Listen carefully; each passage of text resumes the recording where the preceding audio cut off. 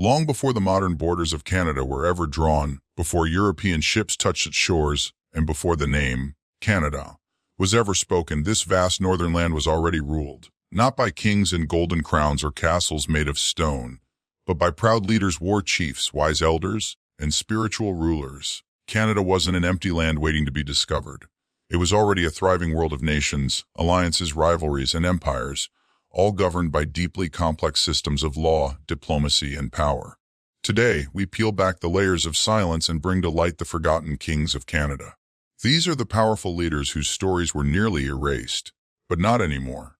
Let's begin. The Iroquois Confederacy, the great law of peace in the dense forests of the Northeast, what is now Ontario and Quebec, rose one of the most powerful and organized political systems in pre-colonial North America.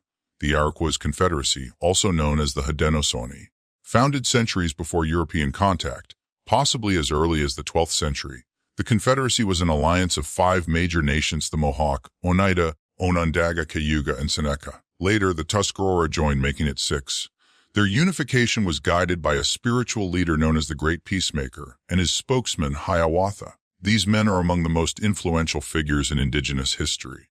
The Great Law of Peace, the Constitution of the Confederacy, outlined laws for governance, warfare, diplomacy, and the selection of leaders. Clan mothers, powerful women elders, held the right to appoint or remove male chiefs, making the system both democratic and matrilineal. At the heart of this society were the Sams, the council chiefs, who ruled not by force but through wisdom and consensus. These were true kings of the forest, powerful in mind and tradition, and their political system. It would later inspire none other than the founding fathers of the United States in shaping the U.S. Constitution. The Wendat Confederacy, the traders of the North, to the northwest of the Iroquois lands were the Wendat, known by the French as the Huron. They were a confederacy of 4 main tribes, with powerful leaders like Chief Anon and Chief Kondiaronk, the latter being a brilliant strategist and diplomat. Kondiaronk, often called the Rat by the French, was no ordinary chief. He was a master of alliance, building, and political maneuvering. When the French struggled to make peace with the Iroquois, they turned to Kondiaronk, and he played both sides to bring a ceasefire that protected Wendat interests. In councils, he outwitted European generals.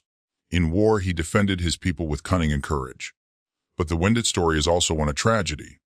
As disease and war ravaged their numbers, their once thriving cities, some with populations over 20,000, were abandoned. But their legacy still whispers in the wind of Ontario's forests. The Blackfoot Confederacy warriors of the plains travel westward into the sweeping plains of Alberta and Saskatchewan, and you find the mighty Blackfoot Confederacy. Made up of the Siksika, Kainai, and Piikani tribes, their leaders were fierce warriors and spiritual protectors. One legendary figure was Chief Crowfoot of the Siksika.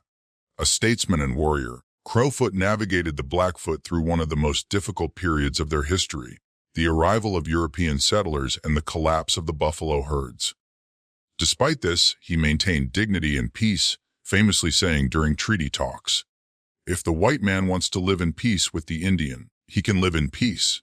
He signed Treaty 7 with the Canadian government in 1877, not because he was weak, but because he hoped it would save his people. Crowfoot was a king not of conquest, but of conscience. The Micmac, the seafarers of the East. On the windswept coasts of Nova Scotia, New Brunswick, and Newfoundland lived the Micmac, seafarers, hunters, and fierce defenders of their homeland. Their territory, known as Mi'kma'ki, was divided into districts ruled by Sagamas, local chiefs, under the guidance of a Grand Council. One of the most powerful Mi'kmaq leaders was Chief Membertou, a warrior, diplomat, and spiritual figure who lived during the early 1600s. Membertou met the French settlers with curiosity and strength. He was baptized by the French, making him one of the first Indigenous leaders to engage in Christian diplomacy. But he never gave up his cultural identity. In fact, he used his new alliance with the French to protect his people against rival tribes and European exploitation. Membertou was said to have lived over 100 years, his wisdom guiding the Micmac through early contact and colonization. The Coast Salish, the lords of the Pacific rainforests, along the misty shores and dense rainforests of British Columbia lived the Coast Salish peoples, including the Musqueam, Tsleel, Wadouth, and Squamish. They were known for their advanced societies, cedar longhouses, and oceanic trade routes. Here, power was not just held by chiefs, but by hereditary nobles who managed wealth, land, and spiritual responsibility. One such leader was Chief George Capilano, who met Captain George Vancouver in 1792. Capilano was a diplomat who carefully navigated the arrival of European powers, defending the rights of his people without war. Salish leaders were also storytellers, priests, and land stewards. Their political systems balanced nature and law, a form of kingship rooted in ecology and culture. The Cree lords of the Northern Shield, covering a territory stretching from Alberta to Quebec. The Cree nation is one of the largest in Canada. With powerful trading networks, hunting grounds, and alliances, the Cree were the rulers of the Canadian Shield. Their leaders were not only warriors but prophets. One such figure was Mistahimaskwa, or Big Bear. Big Bear refused to sign treaties that would limit Cree freedom. He foresaw the destruction of indigenous ways of life and stood against government pressure, often alone. He once declared, "I am not a child. I will not be led by a string." Though later imprisoned by the Canadian government, Big Bear is remembered as a hero, a visionary who stood for sovereignty and truth. The Tlingit and Haida, the royal houses of the Northwest, in the far Northwest, in the lands bordering Alaska, lived the Tlingit and Haida nations. Their societies were known for their nobility, totem poles, and clan systems. These were matrilineal monarchies. Leadership passed through the mother's line, and royal titles were inherited. High-ranking chiefs like Chief Shakes of the Tlingit held immense power. His title carried spiritual authority, control over trade routes, and the duty to host massive potlatches, ceremonial feasts that displayed power through generosity. The Haida, known for their artistry and sea prowess, also had royal houses. One famous chief, Albert Edward Edenshaw, became a cultural icon, both a ruler and a master carver. In these northern kingdoms, wealth was shared, not hoarded. Power was respected, not feared, and kings ruled with community at their heart. Why we forgot them? So why does history ignore these kings? Because colonial narratives painted indigenous societies as primitive. Because written records often excluded oral histories.